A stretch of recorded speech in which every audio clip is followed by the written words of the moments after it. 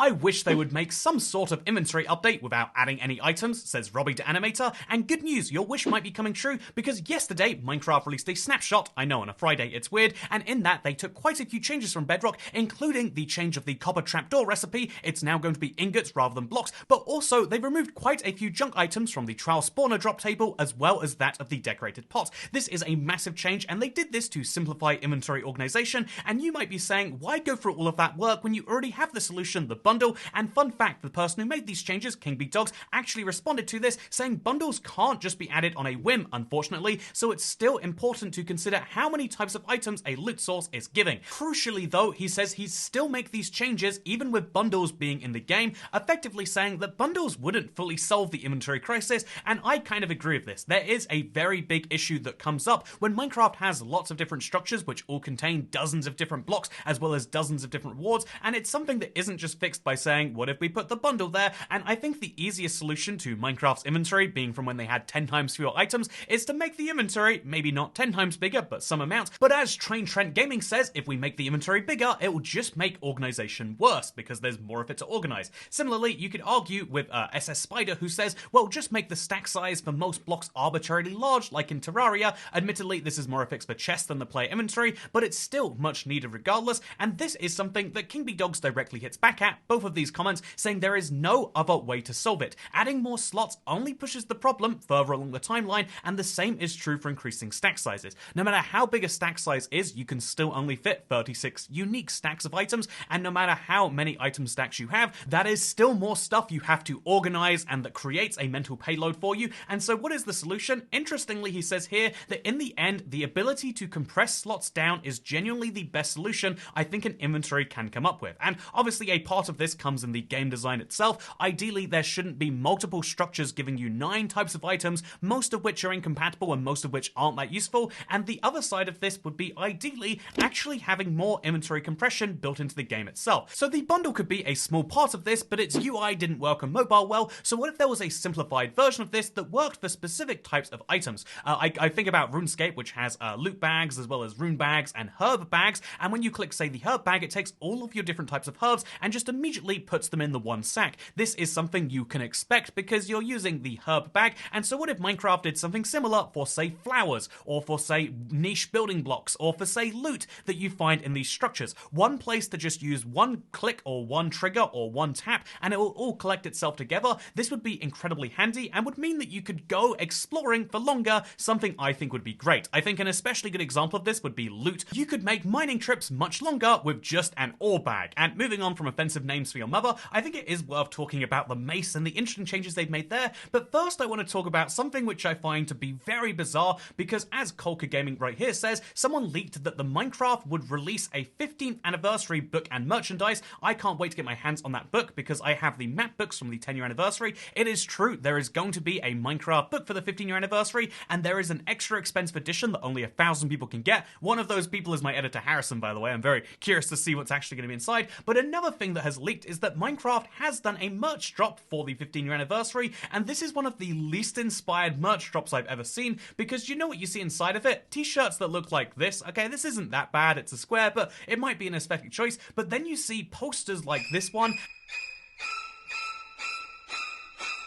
and I'm sure you can immediately spot why they probably shouldn't have done this, but long story short, Minecraft stopped making concept art after the Wild update precisely because of this image right here. It actually contains the Birch Forest update that they were planning on making and then scrapped later in development, and this became a big sticking point about how 1.19 was a dead and empty update, and so it's a really weird thing to ship as part of the anniversary. If the 15-year anniversary is meant to be a celebration of the community, this probably isn't the right moment to use to celebrate that. I think it's a great poster and everything, don't get me wrong. It just feels as though all of the things they are selling for the 15-year anniversary weren't especially made for it in any meaningful way, but I think that opinion will change once we get our hands on the cape and that 15-year anniversary world that we hear is happening, and maybe any other announcements that seem like they'll be happening between here and there. Speaking of interesting things between here and there, did you hear the Mace got nerfed? In fact, it's so bad that Chewy99 says they shouldn't have nerfed the Mace since it's so hard to get and it's just not worth it anymore, and Epically Slow Cars says they have ruined the Mace for me, great Mojang, not. And it's interesting because if you actually look at the Mace, it's slightly worse on Java, where it's not just having all of these changes, but also this happens. And if you didn't catch that, here's the speed it takes to whip out a diamond sword.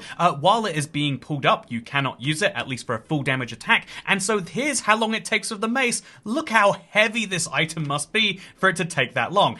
When you're looking in third person, you can't see this, but when you're in first person, you realize that you can't get a full damage Mace hit until you stare at your target, probably consider what you want to do, and then go for a jumping hit and hope that you can get the one-hit KO. But also, interestingly, they've gone for a different attack damage. Instead of 5 like it has on Bedrock, it has 6, which over here on Java, which as you can see makes it equivalent to an iron sword as opposed to a diamond sword. Interestingly, this is exactly what Khajiit Manus suggested just a few hours before it came out, because they said they really don't like Breach being incompatible with other damage enchantments. If I recall, Breach only affects armor. They're correct. You have to pick between Density and Breach, which feels unfair, except you'll know if you're trying to attack players, you want Breach, and if you're attacking everything else, you want Density. Otherwise, you would just always put Density on every Mace ever, and I think they're trying to make it a bit more like the sword. But the interesting other point they say is the Density nerf combined with the base damage nerf has me a bit conflicted. I don't hate it, but I certainly don't love it. Perhaps a bit of middle ground is 6 base damage, like an Iron Axe on Bedrock, and wow, they did exactly what you said, although I believe that's like a Diamond Axe on Bedrock. But the point here is to say that wow, Mojang actually listened, or this is a balance just for Java to counteract the combat system there, which means you can hit far less than on Bedrock. But I think that all of these comments about the Mace nerfs and how much people don't like them and wish it could have been better before, I think they can all be summed up succinctly with this comment from King B Dogs, which is the Mace, even with the nerfs, is easily the most powerful weapon in the game.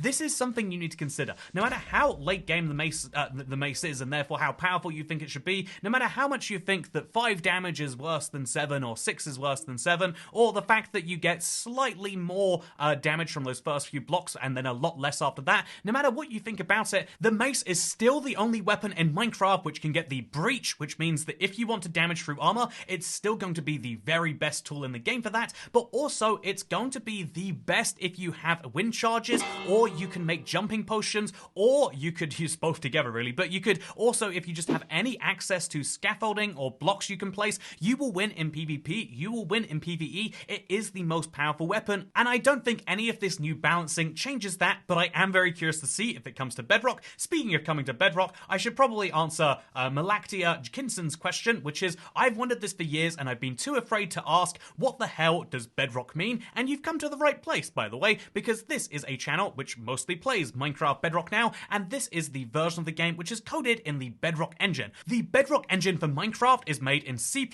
and designed to be cross-platform, so it's available on a wide variety of platforms, as opposed to the Java edition of the game. It is coded in the Java language, it's why it's called that, and this was the original one that came out in 2009, but didn't have many of these concepts in mind. And so if you are playing a version of the game which says Minecraft, then you are playing Minecraft Bedrock Edition, as the community likes to call it, and if you're playing something that says Java Edition, then you're playing something the community will usually just call Minecraft, which I hope that bit isn't confusing. But you know what else isn't confusing, by the way?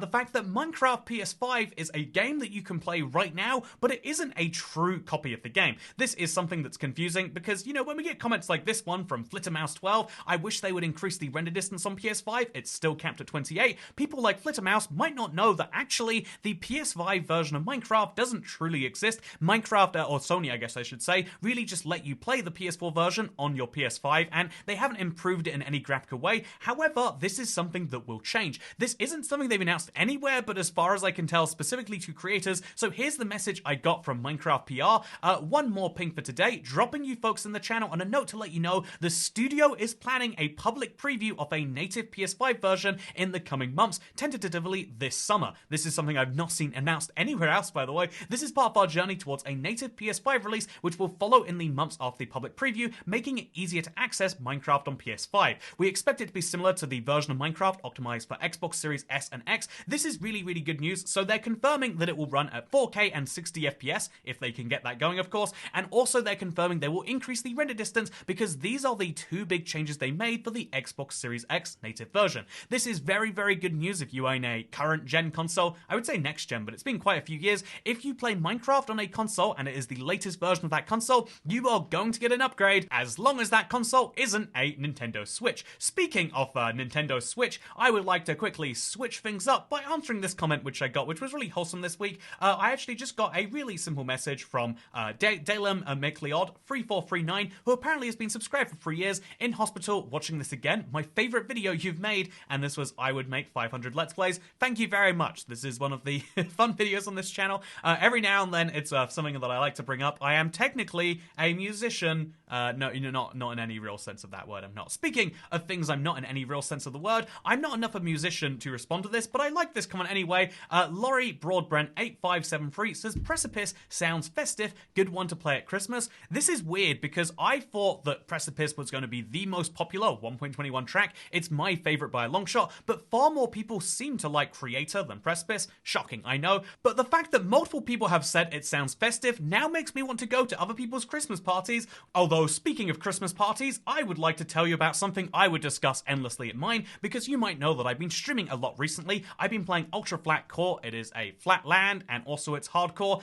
It is the ultra flat version of it, so it's got lots of fun additions, and eventually the goal is to make it to the end, something that is possible. But when I tweet out these stream links via the community posts, a lot of people do find them late there, but they do see images like this attached, and I think this was a really fun little thing from the Minecraft meme subreddit. But I wanted to share this because I got an interesting comment, which is this would be a really great late game block, except it would render every furnace type useless by the time you reach this point. And I want to talk about this as a bit of balance, right? This is something that ties into the Mace from earlier, but also specifically ties into things like mending, because as soon as you get mending on your tools, you never need to grind for those tools again. As soon as you've got a max enchanted set of tools, it stays that way forever. And so you could argue that maybe Minecraft could do something like that with the furnace. I think, though, good game balance would be not just making a furnace that lasts forever, like in this image, but instead making a furnace that is hard to get, so has a has a netherite required in there somewhere, but then also on top of this has some downside compared to the ones that do use fuel. So even the netherite furnace, which has netherrack at the bottom, could still, maybe in the same way that blast furnaces